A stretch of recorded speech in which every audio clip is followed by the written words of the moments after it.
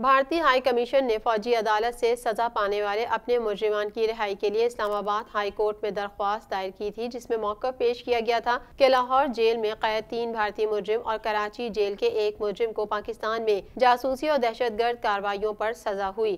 Jail میں موجود بھارتی قیدی اپنی سزا پوری کر چکے، قانونی طور پر ایسی کوئی وجہ نہیں کہ وہ جیل میں قید رہیں۔ سزا پوری کرنے کے بعد قیدیوں کو جیل میں رکھنا آئین پاکستان کے تحت دی جانے والے حقوق کی خلاف ورزی ہے۔ قیدیوں کو رہا کر کے واپس بھارت بھیجنے کی ہدایت کی جائے۔ اسلام آباد ہائی کورٹ میں دہشت گردی اور جاسوسی میں ملوث بھارتی قیدیوں کی رہائی کے حوالے سے درخواست پر سماعت ہوئی۔ 8 بھارتی شہریوں کی رہائی کے لیے دائر درخواستوں پر سماعت چیف جسٹس اطہر منولہ نے کی۔ وزیر داخلہ کی جانب سے رپورٹ اسلام آباد ہائی کورٹ میں جمع کرائی گئی۔ ڈپٹی اٹارنی جنرل طیب شاہ نے عدالت کو بتایا کہ 5 بھارتی قیدیوں کو سزا مکمل ہونے پر 26 اکتوبر 2020 کو رہا کر دیا گیا۔ عدالت نے 4 بھارتی شہریوں کو رہا کرنے سے متعلق ایک درخواست نمٹا دی۔